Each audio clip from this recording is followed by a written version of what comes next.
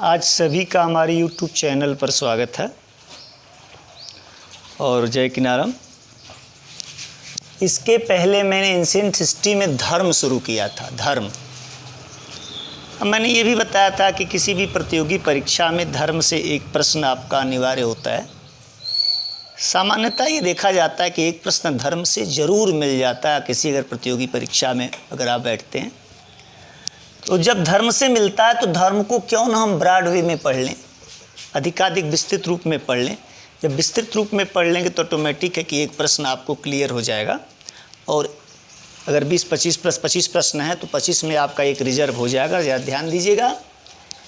इसके पहले प्राचीन इतिहास में मैंने धर्म को शुरू किया था। इसके पिछले वाले वीडियो में धर्म की परिभाषा बताया था और सनातन धर्म की बात चल रही थी। सनातन धर्म की बात चल रही थी तो सनातन धर्म में मैंने सनातन धर्म के जो प्रारंभ में बताया था वो वेद बताया था। वेद बताया था, वेद को क्लासिफाई भी किया था कि वेद कई प्रकार के होते हैं, 4 प्रकार के होते हैं। तो मैंने बताया था, पहला है कि ऋग्वेद मैंने बताया था। ऋग्वेद के विषय में मैंने बता दिया था। देखिए, सनातन धर्म से कई पुस्तकें संबंधित हैं, कई पुस्तकें संबंधित हैं। तो पहला तो वेद हो गया, एक होता है आरण्यक।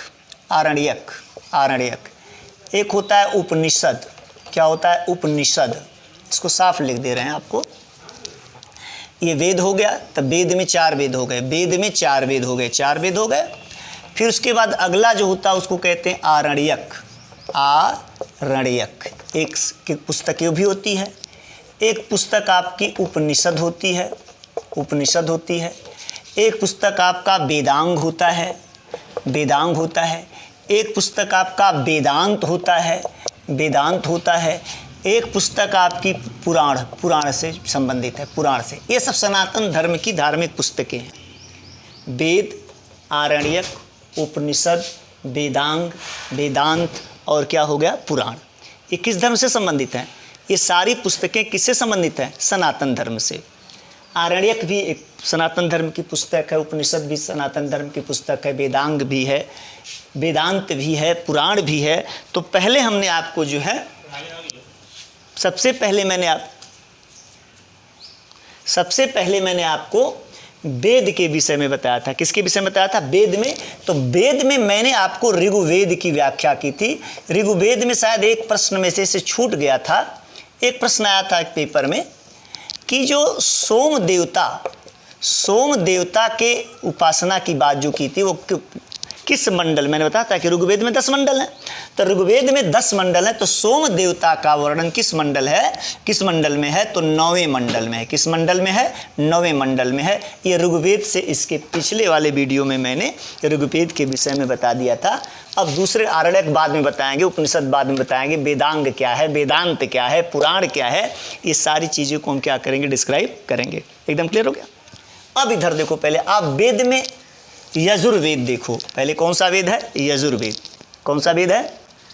यजुर्वेद की बात मैं कर रहा हूँ। देखो, यजुर्वेद, यजुर्वेद, यजुर्वेद, यजुर्वेद है। देखो, यजु शब्द है। यजु शब्द का अर्थ होता है यज्ञ। हो गया? सनातन धर्म के अनुसार यज्ञ को एक देवता माना जाता है ना? कहते हैं यज्ञ देवता। कौन देवता? यज्ञ देवता। सनातन धर्म के अनुसार यजु को यज्ञ माना जाता है। यजु का अर्थ होता है यज्ञ। तो जब यजु का अर्थ होता है यज्ञ, यज्ञ की बात आप करेंगे तो हम आपको बता दें यज्ञ है क्या, यज्ञ क्यों की जाती है, यज्ञ के करने का महत्व क्या है, हिंदू धर्म में या सनातन धर्म में यज्ञ क्यों की जाती है, यज्ञ करने का महत्व क्या है। ये सारी बात अगर आप जानना चाहें तो हम बता रहे हैं आपको, ध्यान से सुनिएगा। पहली बात यज्ञ हो गया। तो इस वेद का तो एक ऑटोमेटिक अर्थ हो गया ऐसा वेद जिसमें यज्ञ के विधि और विधान, विधि और विधान, यज्ञ के विधि और विधान का वर्णन हो कि यज्ञ कैसे की जाएगी, इसका विधान क्या है। जैसे यज्ञ होती है, देखते होंगे कि चतुर्मास में स्वामी जी लोग आते हैं तो स्वामी जी लोग आते हैं तो यज्ञ का आयोजन करते हैं। तो यज्ञ का आयोजन करते हैं तो ऐसा नहीं कि यज्ञ का आयोजन करते समय ये क्या कर दें कि अपना जो है कहीं बैठ कर के हवन कर देते, तो होता नहीं। आप देखते होंगे कि यज्ञ करने से पहले कुंड बनता है, कुंड का एक मेज़रमेंट होता है, कुंडों की एक संख्या होती है, कुंडों के उस पर जजमान बैठते हैं, एक है कि नहीं, जजमान के साथ एक ब्राह्मण होता है, हवन करने वाला होता है, कितने यज्ञ हो, कितने का कुंड होना चाहिए, कितनी आहुतियाँ उसमें दी जानी चाहिए, ये सारे सारे विधि विधान लोग कहते हैं सब कहाँ लिखा है, तो ये सारी चीज़ें यजुर्वेद में लिखी गई हैं। तो यजुर्वेद एक ऐसा वेद है जिसमें यज्ञ के विधि और विधान का पूर्ण रूप से क्या है, वर्णन है। फिर से सुन लीजिए, यजुर्वेद एक ऐसा वेद है जिसमें यज्ञ के विधि और विधान का पूर्ण रूप से क्या है, वर्णन है। इसके साथ साथ यही एक ऐसा वेद है जो गद्य में भी है और पद्य में भी है। इस वेद को कहते हैं गद्य और पद्य। इसका अर्थ क्या हुआ, गद्य और पद्य का क्या वेद ऐसा है कि गद्य में भी और पद्य में भी है, मतलब इसके मंत्रों को बोला भी जा सकता है और गाया भी जा सकता है। कुछ मंत्र ऐसी हैं जिनको बोला जाता है और कुछ ऐसी मंत्र हैं जिनको क्या किया जा सकता है, गाया जा सकता है। तो इसको कहते हैं कृष्ण यजुर्वेद। कृष्ण यजुर्वेद, इसको दो भागों में बांटा गया, यजुर्वेद को दो भागों में बांटा गया है। एक भाग होता है कृष्ण यजुर्वेद, कृष्ण यजुर्वेद हो गया, और दूसरा भाग होता है शुक्ल यजुर्वेद। शुक्ल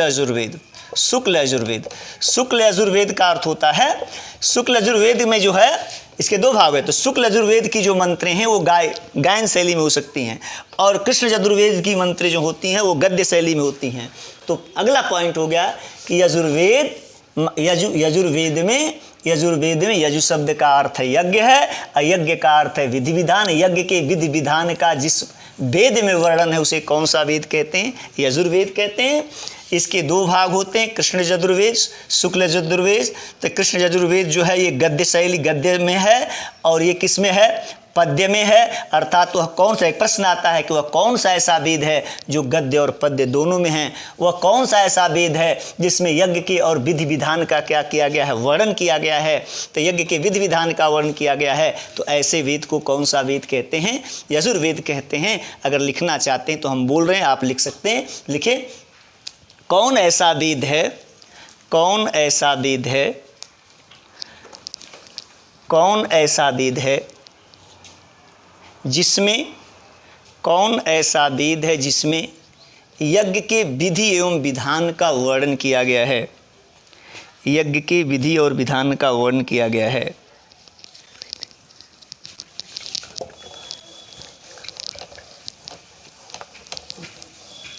विधि विधान का वर्णन किया गया है, हो गया। तो लिखिए यजुर्वेद, कौन सा वेद, यजुर्वेद। उत्तर हो गया यजुर्वेद। यजुर्वेद एक ऐसा वेद है, यजुर्वेद एक ऐसा वेद है जिसमें यज्ञ के विधि और विधान का क्या है, वर्णन किया गया है। ये ध्यान दीजिएगा, यह प्रमुख कर्मकांड ग्रंथ है, ध्यान लीजिएगा, यह प्रमुख कर्मकांड ग्रंथ है, कर्मकांड, यह प्रमुख कर्मकांड ग्रंथ है। ये सनातन धर्म में जितने भी कर्मकांड की बातें की जाती हैं, ऐसे करो वैसे करो, ये ले आओ वो ले आओ, ये जो तमाम प्रकार की बातें होती हैं कि इसमें इतना घी होना चाहिए, इतना साकला होना चाहिए, इतना जौ होना चाहिए, इतनी तिल्ली होनी चाहिए, ऐसा हवन करना है, ऐसे करना है ना। तो ये कर्मकांड, ये प्रमुख कर्मकांड ग्रंथ है यजुर्वेद। कौन सा, प्रमुख कर्मकांड अर्थ है यजुर्वेद, हो गया। देखिए यजुर्वेद के दो भाग होते हैं, नोट करते जाइए। यजुर्वेद के दो भाग होते हैं, कृष्ण यजुर्वेद, कृष्ण यजुर्वेद, कृष्ण यजुर्वेद, और दूसरा होता है शुक्ल यजुर्वेद, शुक्ल यजुर्वेद, यजुर्वेद, शुक्ल यजुर्वेद। कृष्ण यजुर्वेद गद्य, ये गद्य, ये इसकी ऋचा गद्य की मानी जाएगी, गद्य, गद्य, और ये जो होता है पद्य होता है, हो गया कि नहीं हो गया। तो वह कौन सा, प्रश्न बनता है, वह कौन सा ऐसा वेद है जो गद्य और पद्य दोनों में है। तो गद्य और पद्य दोनों में है, तो यह कौन सा वेद माना जाता है, ये कौन सा वेद है, यजुर्वेद। ध्यान दीजिएगा, एक शब्द होता है कि वेद पाठी, वेद पाठी, हो गया, वेद पाठी। ध्यान से देखिए, इंपॉर्टेंट क्वेश्चन है, वेद पाठी। वेद पाठी की बात आती है, वेद पाठी, वेद पाठी देखिएगा, इधर देखिएगा, वेद पाठी, वेद का पाठ करने वाला, वेद का पाठ करने वाला, वेद पाठी मतलब वेद का जो पाठ करता उसे हम क्या कहते हैं? वेद पाठी कहते हैं। क्या कहते हैं? वेद पाठी कहते हैं। तो उसी प्रकार से यजुर्वेद के पाठ करने वाले को, यजुर्वेद के पाठ करने वाले को जो वेद पाठी होते हैं, यजुर्वेद का जो वेद पाठी होता है उसके लिए एक शब्द होता है अधर्व्यु। क्या है? अधर्व्यु। लिख लीजिए, यजुर्वेद का पाठ करने वाला अधर्व्यु कहलाता है। यजुर्वेद के वेद पाठी को, यजुर्वेद के वेद पाठी को अधर्व्यु कहते हैं। क्या कहते हैं? अधर्व्यु कहते हैं। हाँ, यजुर्वेद का जो वेद पाठी है, यजुर्वेद का जो वेद पाठी है उसे आप क्या कहेंगे? अधर्व्यु कहेंगे। लिख लीजिए, यजुर्वेद के वेद पाठी को अधर्व्यु कहेंगे। अब इसमें अब ध्यान से सुनिएगा, यजुर्वेद से 4 प्रश्न, यजुर्वेद से कई प्रश्न हो गए? 4 प्रश्न। पहला प्रश्न, वह कौन सा वेद है जिसमें यज्ञ का विधि और विधान का वर्णन है? तो कौन सा वेद हो गया? यजुर्वेद। दूसरा प्रश्न हो गया, वह कौन सा वेद है जो गद्य और पद्य दोनों में, उसे क्या कहेंगे? यजुर्वेद। वह कौन सा वेद है जिसके वेद पाठी, यजुर्वेद के वेद पाठी को क्या कहते हैं? अधर्व्यु कहते हैं। यजुर्वेद के कई पक्ष हैं? 2 पक्ष हैं, कृष्ण यजुर्वेद और क्या हो गया? शुक्ल यजुर्वेद। और मैंने अभी आपको बताया था ये कर्मकांड प्रमुख ग्रंथ है, कर्मकांड प्रधान प्रमुख ग्रंथ है। कौन सा है? कर्मकांड प्रधान प्रमुख ग्रंथ है। वो कौन सा वेद है? यजुर्वेद। अब अगले नंबर पर आपका आता है सामवेद। कौन सा वेद है? सामवेद। नोट कीजिए, सामवेद। सामवेद का देखिए, सामवेद है, ध्यान दीजिएगा, सामवेद। सामवेद ये क्या है? ध्यान देना, देखिएगा जैसे, इधर देखिए, ब्लैक बोर्ड पर देखो बेटा, सामवेद। जहां सामवेद का अर्थ होता है, किस वेद का अर्थ होता है? सामवेद का। साम शब्द का अर्थ होता है गायन। क्या होता है? गायन। अर्थात जिसकी ऋचाओं के आधार पर, जिसके मंत्रों के आधार पर गायन शैली बनाई गई है कि नहीं है? गायन शैली बनाई गई, वह कौन सा वेद है? सामवेद। भगवान कृष्ण ने गीता में कहा कि हे अर्जुन सुनो, मैं वेदों में सामवेद हूँ। कौन सा वेद हूँ? सामवेद हूँ, है कि नहीं है? हे अर्जुन, मैं वेदों में कौन सा वेद हूँ? सामवेद हूँ। तो कहा जाता है कि गायन, गायन जो डिपेंड करता है, जो संगीत है, यह संगीत का जनक वेद है। किसका वेद जनक है? वह कौन सा वेद है जो संगीत का जनक है, जिसके ऋचाओं के आधार पर संगीत का जन्म हुआ? किसके ऋचाओं का? जिसके ऋचाओं के आधार पर संगीत का जन्म हुआ, ऐसे वेद को कौन सा वेद कहते हैं? सामवेद कहते हैं। कौन सा वेद कहते हैं? सामवेद। तो सामवेद के वेद पाठी को क्या कहते हैं? देखिएगा, सामवेद के वेद पाठी को कहते हैं उदात्र। क्या कहते हैं? उदात्र। लिख लीजिए, सामवेद के वेद पाठी को उद्गाता भी कहते हैं। सामवेद के वेद पाठी, यहाँ लिख लीजिए, सामवेद का वेद पाठी उद्गाता कहलाता है। उद्गाता, देखिए द है ये, ध्यान दीजिएगा, उद्गाता कहलाता है। उद्गाता कहलाता है, ध्यान दीजिएगा, फिर से सुन लीजिए, सामवेद का वेद पाठी क्या कहलाता है? उद्गाता कहलाता है। क्या कहलाता है बेटा? उद्गाता कहलाता है। ध्यान से देखना, फिर से सुनो। तीसरे नंबर का वेद सामवेद है। ध्यान दीजिए, क्रम से अगर दें तो ऋग्वेद, यजुर्वेद, सामवेद, अथर्ववेद। तो तीसरे नंबर के वेद में सामवेद है। सामवेद, सामवेद मतलब ये क्या है? इसकी जो ऋचा है, इसकी ऋचा पे किसका जन्म हुआ? संगीत का जन्म हुआ, गायन शैली का जन्म हुआ। इसका मतलब संगीत का जनक कौन है? सामवेद। भगवान कृष्ण ने कहा कि मैं वेदों में कौन सा वेद हूँ? सामवेद हूँ। तो सामवेद का जो वेद पाठी होता है, अर्थात सामवेद का जो वेद पाठ करने वाला है, उसके लिए एक शब्द आता है उद्गाता। उद्गाता सामवेद का वेद पाठी है। सामवेद के वेद पाठी को हम क्या कहते हैं? उद्गाता कहते हैं। क्या कहते हैं? उद्गाता कहते हैं। अब आपका आ गया सामवेद। सामवेद के बाद अब आपका नंबर लग गया, चौथे वेद का नाम है अथर्ववेद। कौन सा वेद? अथर्ववेद। अब देखिएगा, ध्यान से देखिएगा, अंतर देखिएगा बेटा। ऋग्वेद में देवताओं का वर्णन हो गया, यजुर्वेद में यज्ञ का वर्णन हो गया, सामवेद में संगीत का वर्णन हो गया। उसके बाद भी मानव जीवन की कुछ समस्याएं ऐसी रह गईं ऐसी समस्याएं रह गईं जिसका निवारण नहीं हो सका, है ना। ऋग्वेद, सामवेद और यजुर्वेद ने तो कुछ, इसने देवताओं का वर्णन हो गया, इसमें यज्ञ का वर्णन हो गया, और इसमें जो है आपका संगीत का वर्णन हो गया। तो इतने से मनुष्य की समस्या तो दूर हुई नहीं। जब इतने से मनुष्य की समस्या दूर नहीं हुई तो अथर्वा ऋषि ने भगवान शिव शंकर की प्रेरणा से, भोलेनाथ की प्रेरणा से एक और वेद लिखा, अथर्ववेद लिखा, जो मनुष्य की जीवन शैली को प्रभावित करने वाला वेद है। मनुष्य के जीवन शैली को प्रभावित करने वाला वेद का अर्थ क्या हुआ? इसका मतलब मनुष्य को रोग हुआ तो रोग निवारण की बात की गई इस वेद में, हो गया। जादू टोना हुआ, जादू टोना की बात की गई।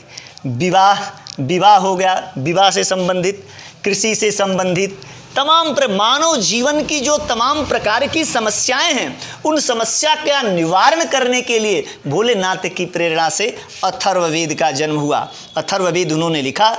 अब इस अथर्ववेद का जब जन्म हुआ, अथर्ववेद उन्होंने लिख डाला, तो चूंकि दक्ष प्रजापति उस समय, दक्ष प्रजापति जो थे, दक्ष प्रजापति प्रकृति के संचालक के रूप में थे, जबकि मुख्य संचालक भगवान भोलेनाथ को माना जाता है। लेकिन दक्ष प्रजापति को संचालक, देवताओं का स्वामी बनाकर, देवताओं का राजा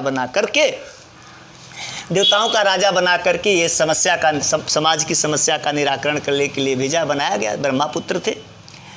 अब यहाँ क्या हुआ कि दक्ष प्रजापति, भोलेनाथ स्वयं प्रकृति। अब दक्ष प्रजापति जो है भोलेनाथ के कार्यों में बराबर हस्तक्षेप करने लगे। जब भोलेनाथ के कार्यों में हस्तक्षेप करने लगे तो जब उनकी प्रेरणा से अथर्ववेद बना, तो अथर्ववेद का, दक्ष प्रजापति के कारण अथर्ववेद का वो खंडन होने लगा। अतः अथर्ववेद का क्या होने लगा? विरोध होने लगा। जब अथर्ववेद का विरोध होने लगा तो दक्ष प्रजापति, ब्रह्मा के पुत्रों ने भगवान भोलेनाथ ने इसको मान्यता दी। तो जब भोलेनाथ ने मान्यता दी, उसका विरोध किया, तो भगवान भोलेनाथ को ब्रह्मा के पुत्रों से शास्त्रार्थ करना पड़ा। अंत में ब्रह्मा भी ये नहीं चाहते थे कि भोलेनाथ से कोई शास्त्रार्थ करे, है कि नहीं है। जो स्वयं प्रकृति है उससे शास्त्रार्थ मेरे लड़के कर, अपने लड़कों को मना भी किया, लेकिन उसके बावजूद भी नहीं माने। शास्त्रार्थ के दौरान भोलेनाथ ने उनको नतमस्तक किया और अंत में इस वेद को मान्यता मिली। अर्थात मनुष्य के जीवन की जो विभिन्न प्रकार की समस्याएं हैं, रोग है, जादू है, टोना है कि नहीं है, समन्वय है, विवाह है, प्रणय गीत है, राजा का चुनाव है, वनस्पतियां हैं, औषधियां हैं, ये तमाम प्रकार की जितनी भी समस्याएं हैं वो किस वेद से दूर की गई? अथर्ववेद से। इसको रचना किसने थे? अथर्वा ऋषि ने। किसने लिखा था?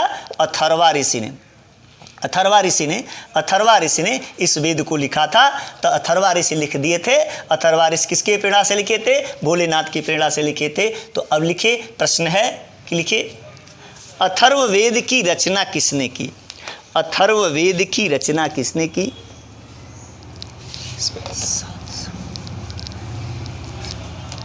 अथर्ववेद की रचना किसने की? तो ये तो नाम से ही क्लियर है, अथर्ववेद की रचना अथर्वा ऋषि ने की।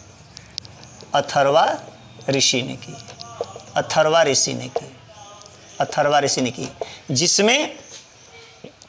जिसमें 731 मंत्र हैं, 731 मंत्र हैं और 6000 पद्य हैं। 6000 पद्य हैं।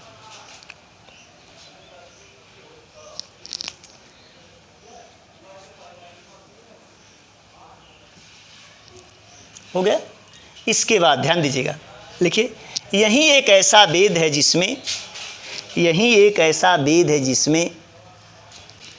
मनुष्यों के विचारों एवं अंधविश्वासों का विवरण भी मिलता है। यही एक ऐसा वेद है, पॉइंट वाइज लिखिएगा, यही एक ऐसा वेद है जिसमें मनुष्यों के विचारों एवं अंधविश्वासों का विवरण भी मिलता है। यही एक ऐसा वेद है जिसमें मनुष्य के विचारों एवं अंधविश्वासों का विवरण भी मिलता है।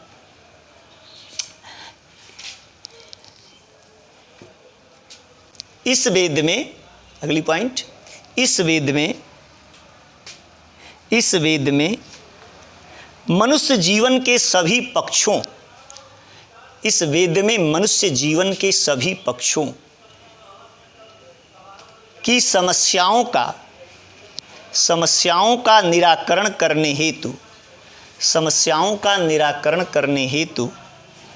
करने हेतु विभिन्न प्रकार की बातें बताई गई हैं। जैसे गृह निर्माण, ध्यान दीजिएगा। जैसे गृह निर्माण होता है, ध्यान देना, गृह निर्माण की बात कर रहे हो।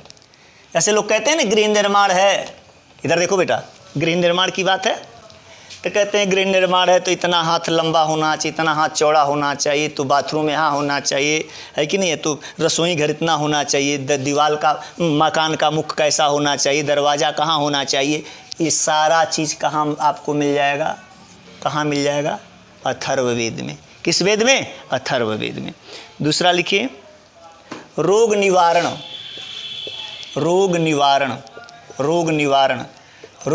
की बात किस, अब ध्यान से सुनिएगा। रोग निवारण, आज इधर देखो, आज के परिवेश में एलोपैथ का जन्म हुआ, लेकिन एलोपैथ के जन्म होने से पहले भारत की जिसको आप कहते हैं, है ना, वैद्य जिसको कहते हैं, जड़ी बूटी वनस्पतियों से असाध्य रोगों का भी इलाज करना, तो वनस्पतियों से असाध्य रोगों का इलाज करना, अगर इसका कोई जनक है तो वो कौन सा वेद है? अथर्ववेद। कौन सा वेद है? अथर्ववेद। तो लिखिए, रोग निवारण, समन्वय,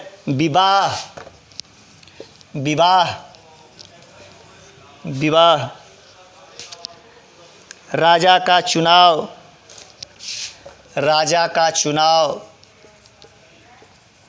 जादू टोना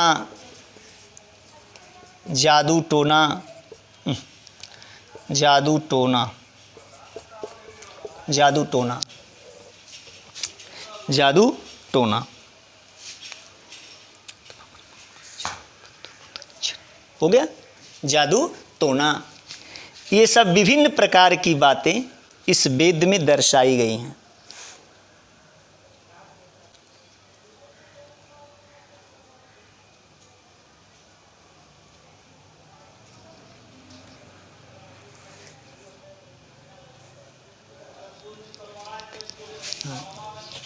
एक लाइन इसमें इंपॉर्टेंट लिख लीजिएगा बेटा, ध्यान देना। यही एक ऐसा वेद है, लिख लीजिए, यही एक ऐसा वेद है जिसमें राजा परीक्षित को चलिए कभी कहानी सुना देंगे। राजा परीक्षित को कुरुओं का राजा कहा गया।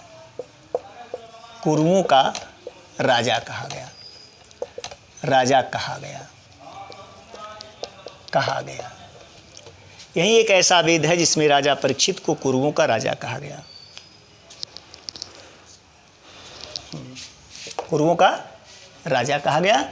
यही एक ऐसा वेद है जिसमें राजा परीक्षित को कुरुओं का क्या कहा गया? राजा कहा गया। राजा परीक्षित के विषय में अगर जानना चाहते हो तो राजा परीक्षित जैसे कहते हैं, अभिमन्यु से ना राजा परीक्षित का जन्म हुआ है, उत्तरा के गर्भ से। क्लियर हुआ? अब हम आगे चलते हैं।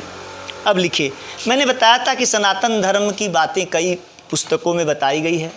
तो प्रथम पुस्तक में मैंने क्या बताया? वेद। अब लिखो आरण्यक। यह भी एक पुस्तक है, ध्यान, यह भी एक तरह की धार्मिक ग्रंथ है। आरण्यक देखिएगा, एक जगह देखिए आरण्यक, एक जगह दंडकारण्य शब्द का यूज किया गया है। दंडकारण्य, रामचरितमानस में दंडकारण्य। वास्तव में कहा जाए तो आपको जैसा जानना चाहते हैं, जान लें दंडकारण्य है क्या। दंडकारण्य एक ऐसा जंगल था, ऐसा वन था जिसमें रावण ने रक्ष संस्कृति, किस संस्कृति का? रक्ष कहा जाता है कि रक्ष संस्कृत की एक तरह की उसकी चौकी थी। दंडकारण्य एक ऐसा जंगल था जिसमें रावण ने रक्ष संस्कृति की एक चौकी बनाया था, अर्थात एक जंगल था जिसमें उस पर रक्ष संस्कृति का पूरे भारत में क्या करने के लिए, प्रचार करने के लिए दंडकारण्य एक ऐसा जंगल था जहाँ पर उसने, रावण ने एक क्या बनाया था, संस्कृति बनाया था। रक्ष मतलब चौकी की तरह, पुलिस चौकी समझते हैं कि नहीं समझते हैं, उसी तरह से इसकी एक चौकी थी जहाँ पर उसके गण रहते थे, है कि नहीं है, जहाँ पर गण रह करके साधु संतों को तंग करते थे और रक्ष संस्कृति का क्या करते थे, प्रचार करते थे। क्लियर हुआ नहीं क्लियर हुआ? तो रावण किस संस्कृति का था? रक्ष संस्कृति। किस संस्कृति का था? रक्ष संस्कृति। देव संस्कृति माने इंद्र हो गए, सोमदेव हो गए, सूर्यदेव हो गए। रक्ष संस्कृति का कौन था? रावण था। उसकी चौकी कहाँ थी? दंडकारण्य। तो दंडकारण्य से ही आरण्य का मतलब होता है जंगल। क्या होता है? जंगल। क्या होता है? जंगल।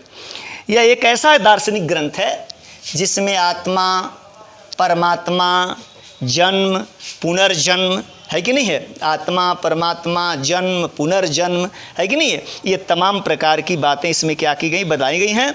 और ये कहाँ लिखा गया? चूंकि आरण्यक शब्द हो गया, आरण्यक शब्द का अर्थ होता है जंगल, अर्थात जंगल होगा, अर्थात ये सारी बातें थी। तो जो ऋषि मुनि था वो एक जंगल में एकांत में बैठ करके इस ग्रंथ की क्या किया, रचना किया।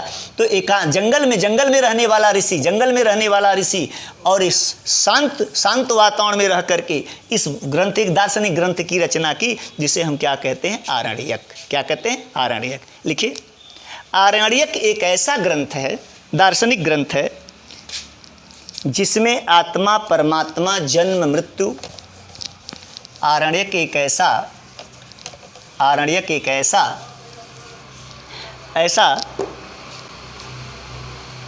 ऐसा ग्रंथ है जिसमें आत्मा, परमात्मा, जन्म, मृत्यु, पुनर्जन्म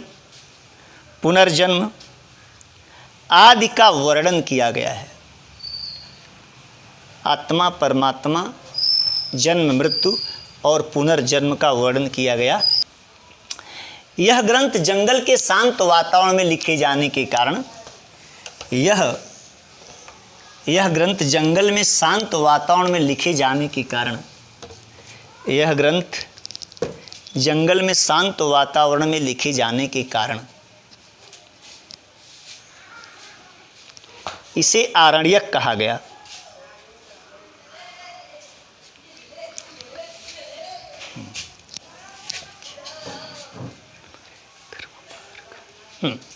देखिए, एक इंपॉर्टेंट लाइन है इसकी बेटा, ये देखो, इसकी एक इंपॉर्टेंट लाइन रहने दे। देखो, ज्ञान मार्ग एवं कर्म मार्ग के बीच यह एक सेतु का कार्य करता है। यह एक सेतु का कार्य करता है। ध्यान दीजिएगा, मतलब समझे नहीं, ज्ञान मार्ग और कर्म मार्ग, ज्ञान मार्ग और कर्म मार्ग। ये ज्ञान मार्ग कौन है, कर्म मार्ग कौन है? भगवान ने गीता में एक जगह, ध्यान दीजिएगा, ज्ञान मार्ग और कर्म मार्ग, कर्म की प्रधानता दी गई है। जैसे तो ज्ञान मार्ग और कर्म मार्ग के द्वारा, ज्ञान मार्ग और कर्म मार्ग के द्वारा भगवान की प्राप्ति कर लेना, है ना, दोनों को समायोजन करने का काम ये किसने किया है कि नहीं, कि कर्म मार्ग के साथ साथ ज्ञान होना भी क्या है, आवश्यक है कि नहीं है। अर्थात कर्म करिए, कर्म करने के साथ ज्ञान का सहारा लीजिए। अर्थात ये दोनों मार्ग के बीच की एक कड़ी का जो कार्य करता है, दोनों को जोड़ने का जो कार्य करता है, वो कौन सा है? आरण्यक ग्रंथ। कौन ग्रंथ? तो वह कौन सा ग्रंथ है जो ज्ञान मार्ग और कर्म मार्ग के बीच के एक सेतु का कार्य करता है? उस दार्शनिक ग्रंथ का नाम कौन है? आरण्यक ग्रंथ। कौन ग्रंथ है? आरण्यक ग्रंथ। एकदम क्लियर। अगला लिखिए, उपनिषद। मैंने कहा था सनातन धर्म के कई धार्मिक ग्रंथ हैं। उपनिषद, ध्यान दीजिएगा, उपनिषद। ये देखो, उपनिषद, देखो इधर देखो, उपनिषद शब्द का अर्थ क्या होता है? उपनिषद शब्द का अर्थ होता है कि गुरु के समीप बैठना। गुरु के समीप, समीप बैठना इस शब्द का अर्थ है, ध्यान देना। इसका मतलब क्या हुआ, इसका मतलब ध्यान देना, गुरु के समीप बैठना, ये कहता है कहा जाता है, उपनिषद के विषय में कहा जाता है, यह एक दार्शनिक चिंतन है। यह दार्शनिक चिंतन, इसका दार्शनिक चिंतन का मतलब कहते हैं दर्शन, दार्शनिक चिंतन है। इसका अर्थ क्या हुआ, दार्शनिक चिंतन का अर्थ क्या हुआ, ध्यान देना। इधर दार्शनिक चिंतन की बात मैं करता हूँ। दार्शनिक चिंतन, दार्शनिक शब्द दर्शन से बना, और बहुत लंबी चौड़ी मैं व्याख्या नहीं कर रहा हूँ, एकदम भावात्मक अर्थ में कर रहा हूँ। दर्शन करना, दर्शन करना मतलब किसी को देखना है कि नहीं। या यहाँ दर्शन करने का भाव क्या है, ध्यान देना, यहाँ दर्शन करने का भाव क्या है। यहाँ दर्शन करने का भाव है कि जीवात्मा का परमात्मा में विलीन होना। क्या होना, जीवात्मा का परमात्मा में क्या होना, विलीन होना को ही क्या कहते हैं, दर्शन। दार्शनिक ग्रंथ, यहाँ दार्शनिक चिंतन का अर्थ है कि, दार्शनिक चिंतन का अर्थ है कि जीवात्मा का अर्थात मनुष्य या किसी जीव का, किसी जीव की आत्मा का, किसी जीव का प्राण या किसी जीव की आत्मा जब भगवान में, प्रकृति में क्या हो जाए, विलीन हो जाए, ईश्वर में विलीन हो जाए, तो उसे कौन सा चिंतन हम कहते हैं, दार्शनिक चिंतन।